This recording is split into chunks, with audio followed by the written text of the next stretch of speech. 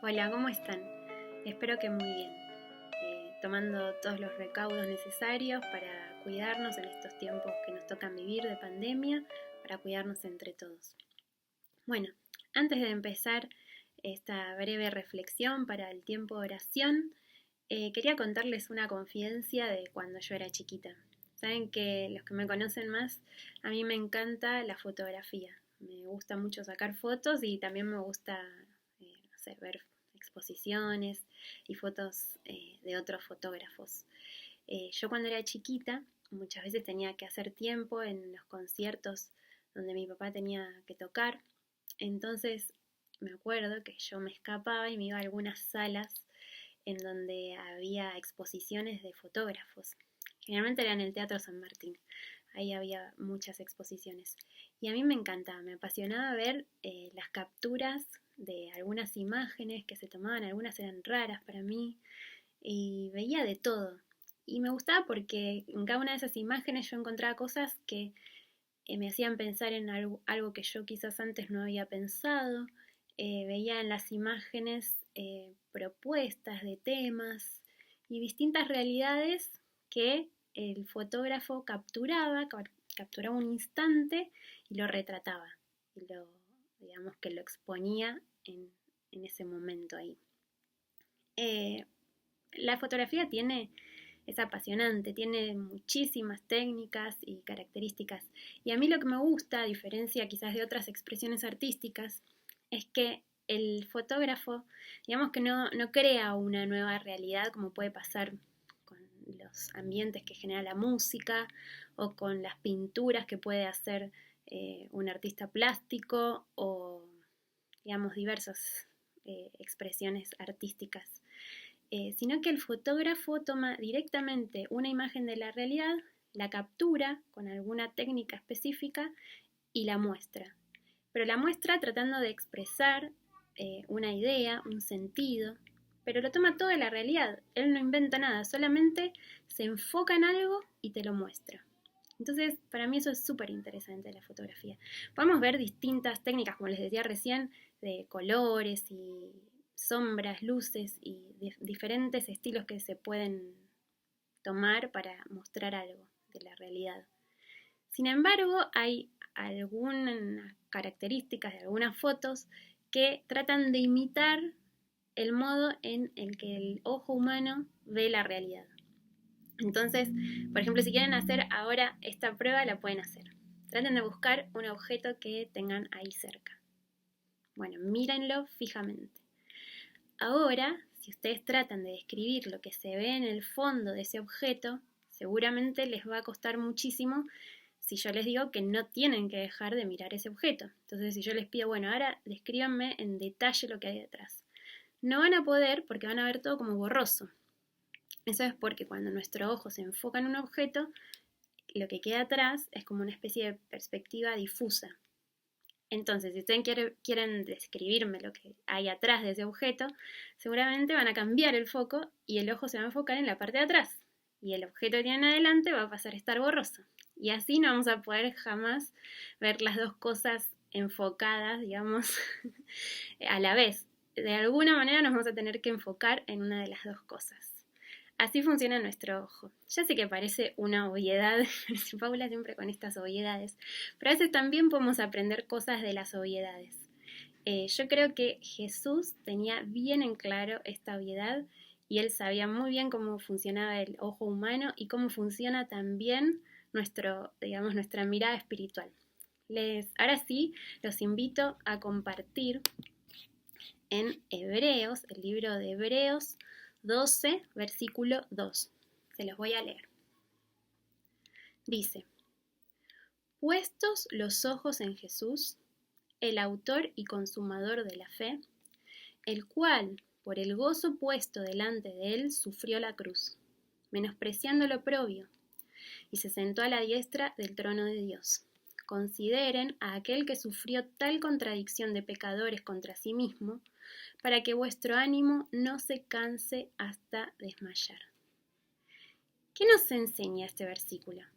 A primera vista, lo que nos enseña es poner nuestros ojos en Jesús, enfocarnos en Jesús, como hicimos recién con la prueba del objeto. Poner nuestro foco, nuestra mirada en Jesús. El resto de las cosas que están atrás no dejan de estar, no desaparecen, siguen estando. Pero nuestro foco va a estar puesto en Jesús. ¿Y en medio de qué circunstancias tenemos que poner nuestro foco en Jesús? De todas, pero especialmente muchas veces en las dificultades. ¿Eso qué significa de poner nuestra mirada, nuestro foco en Jesús? Significa que si tengo de repente un problema, voy a agarrar una especie de amuleto, tipo Jesús, Jesús, Jesús, o no sé, o una especie de estampita de Jesús y enfocarme en eso y repetirlo como un loro o algo por el estilo. No, es más profundo que eso. Significa tener una actitud que busque parecerse a Jesús, que trate de imitarlo en todo, que lo busque en oración, que lo busque aprendiendo en la palabra, buscando una respuesta en medio de las dificultades, ayunando, buscando una guía, buscando que Dios nos guíe, nos muestre qué hacer en medio de las dificultades. Esa es la actitud de enfocarnos en Jesús. No simplemente pensar como si fuese una especie de solución mágica, sino en mirarlo a Él, en mirar su ejemplo, y no mirar su ejemplo solamente como diciendo qué bueno que era Jesús, sino en tratar de nosotros de ser imitadores, de ser cristianos, de ser pequeños Cristos, de tratar de ser como nuestro Maestro. Encuentro un ejemplo en la Biblia que está muy bueno y que siempre lo usamos, que es el ejemplo de Pedro. Cuando estaban en la barca, de repente Jesús se les apareció caminando sobre el mar. ¿Quién fue el único de todos los discípulos de Jesús que quiso hacer lo mismo que su maestro? Fue Pedro. Él se animó y le pidió a Jesús que él también quería caminar sobre el mar. Él también quería hacer lo mismo que su maestro. Él quiso seguir su ejemplo y se animó y bajó. Imagínense, hay que ser bastante valiente para bajarse en medio del mar embravecido y tratar de hacer exactamente lo mismo que hacía Jesús. Pero a él no le importó, él quería ser igual que el maestro y se atrevió, se bajó. ¿Y después qué pasó? En un momento empezó a hundirse. Dice la palabra que cuando él empezó a ver las olas que golpeaban y toda la fuerza del mar, empezó a ahogarse y a hundirse. Y ahí le pidió a Jesús que por favor lo rescatara y obtuvo la ayuda necesaria en el tiempo necesario. Esto que nos muestra, que nosotros también, al igual que Pedro, podemos seguir ese ejemplo de Jesús, tratar de hacer las cosas que él hizo, tener la actitud que él tuvo, imitarlo en todo. Y que muchas veces puede ser que las dificultades nos golpeen fuertes y que a veces dejemos por un momento de tener la mirada puesta en Jesús, que estemos poniendo la mirada quizás en las olas, en el mar y en pensar lo que estoy haciendo no puede ser real, no puede ser posible, naturalmente. Y bueno, y ahí empezar a sentir que nos hundimos. Sin embargo, cuando nosotros clamamos, buscamos a Jesús y nos enfocamos nuevamente en Él, Jesús viene a nuestro encuentro a salvarnos y a sacarnos de esta situación. Una segunda enseñanza que nos deja este versículo es la de descubrir el amor eterno que Dios tiene por nosotros, el amor eterno con el que Jesús nos ama. Este versículo dice que Jesús no tuvo en cuenta el oprobio cuando estaba ahí en la cruz, sino que tenía puesto delante de él el gozo. Podríamos preguntarnos, ¿qué clase de gozo podés tener arriba de una cruz, donde estás siendo asesinado? Primero, injustamente. Segundo, siendo avergonzado por toda la gente que habla mal de vos. Realmente, humanamente hablando, yo no veo ninguna clase de gozo en una situación como esa. Sin embargo, la Biblia describe que Jesús, toda esa situación, toda esa circunstancia tan injusta, la tuvo como por una cosa mucho menor, que era para no tener en cuenta. ¿Por qué? Porque tenía delante de él puesto el gozo. Entonces, Jesús, ¿en dónde estaba enfocándose? Jesús estaba enfocando en las cosas que son de arriba, no en las de la tierra. Lo mismo nos enseña a nosotros. Cuando nosotros leemos Colosenses 3:2, el apóstol Pablo dice, pongan o poned la mira en las cosas de arriba, no en las de la tierra, porque habéis muerto y vuestra vida está escondida en Cristo Jesús. Cuando Cristo, vuestra vida, se manifieste, entonces vosotros también seréis manifestados con Él en gloria. Entonces, el gozo que tenía puesto delante de Él era el saber que Él se estaba transformando en nuestro Salvador. El gozo quizás era pensar en tu vida, pensar, esto lo estoy haciendo por vos, y pensar en, poné tu nombre, yo pongo mi nombre, esto lo estoy haciendo por Paula. Y ese era el gozo de saber que estaba trayendo la salvación a cada uno de nosotros. Entonces él se enfocó también en las cosas espirituales. Tuvo como una cosa menor, ahí dice la contradicción de pecadores. En otras versiones dice hostilidad de pecadores, es decir, toda esta situación hostil que estaban teniendo contra él la tuvo como una cosa menor.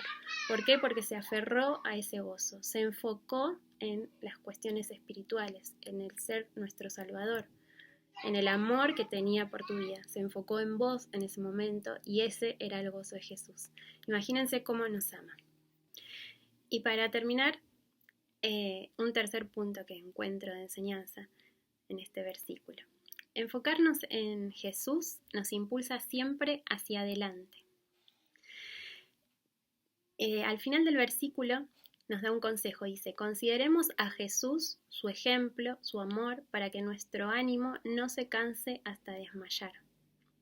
El ánimo puede ser representado quizás como las emociones que nosotros tenemos frente a determinadas circunstancias, pero también el ánimo es la capacidad de perseverar, de persistir en algo, mantener el ánimo fuerte para seguir adelante. Hay algo que a mí siempre me gustó mucho y es ver el ejemplo de Pablo, de cómo él seguía hacia adelante. De hecho, a mí me gusta mucho un versículo que se los voy a compartir, que está en Filipenses 3:14, y dice, hermanos, yo mismo no pretendo haberlo ya alcanzado, pero una cosa hago, olvidando ciertamente lo que queda atrás y extendiéndome a lo que está adelante, prosigo a la meta, al premio del supremo llamamiento de Dios en Cristo Jesús. Cuando nosotros pensamos en la vida de Pablo, realmente descubrimos a un hombre que dejó todo por Jesús. Cuando lo conoció, él dejó todo su pasado atrás. ¿Y qué dejó en su pasado? Por un lado, dejó toda esa buena reputación que él tenía, porque él era un fariseo y estaba bien visto, tenía un buen reconocimiento social en su época. Sin embargo, lo tuvo como por basura. Y por otro lado, empezó a vincularse con las comunidades cristianas. Es decir, tenía un pasado que, por haberlo dejado, lo separaba de un grupo que lo reconocía, que lo consideraba como una persona fiel a todas las tradiciones judías. Y por otro lado, se unía a un grupo de gente que la verdad que le tenía miedo, que casi no lo podía ni ver, porque hasta hacía un poco de tiempo antes había matado a algunos cristianos, los había perseguido. De hecho, él consistió en la muerte de Esteban, uno de los primeros mártires. Entonces imagínense, él estaba mal visto por los cristianos, por los que quizás no podían dejar sus prejuicios, y también estaba mal visto ahora por los religiosos y los fariseos, que no podían entender cómo de ser perseguidor de la iglesia, ahora él predicaba a Jesús. Bueno, eso él lo tuvo todo por basura, olvidó todo lo que venía de atrás y se extendía hacia adelante. Y esa es la misma actitud que nos enseña a tener este pasaje. No nos enfoquemos en las cosas pasadas, incluso en los problemas presentes, como le pasaba a Pedro cuando se estaba hundiendo, y como seguramente le pasó a Pablo en las persecuciones, en los destratos que tuvo que pasar. De hecho, hasta lo han querido matar, estuvo en cárceles. Todos esos presentes desafortunados, él los tenía como una cosa menor. ¿Por qué? Porque sabía que lo que venía adelante era mucho mejor. Entonces, mi consejo para mi vida, y también te la comparto para la tuya, es que nos enfoquemos en Jesús, que tengamos puestos los ojos en Jesús como nuestra meta, como nuestro supremo llamado, y que realmente nos llenemos de ese gozo que Él nos da, de que las cosas que vienen por delante van a ser mejores, de que Él está delante del camino, de que Él está con nosotros incluso en medio de las tormentas y que no nos deja solos. Yo no niego que las realidades a veces puedan ser adversas, pero sé que en medio de esas adversidades no voy a querer enfocarme en las adversidades en sí, sino que siempre quiero enfocarme en Jesús, en el autor y consumador de nuestra fe. Que esa fe, que ese amor, que esa esperanza que Él nos dejó pueda estar presente en cada una de nuestras vidas todos estos días. Los invito a orar juntos y nos despedimos. Señor Jesús, te damos tantas gracias por tu palabra, te damos tantas gracias por tu ejemplo, porque no nos enseñaste solamente con palabras, Señor, sino con tu propia vida y con tu propia muerte.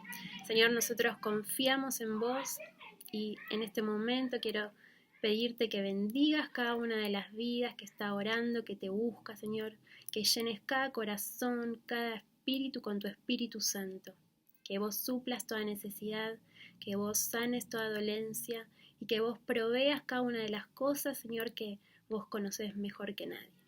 Te amamos, te bendecimos, te glorificamos, porque solamente vos sos el único digno de toda alabanza. En el nombre de Jesús oramos. Amén. Bueno, me despido y espero que tengan una hermosa semana. Hasta luego.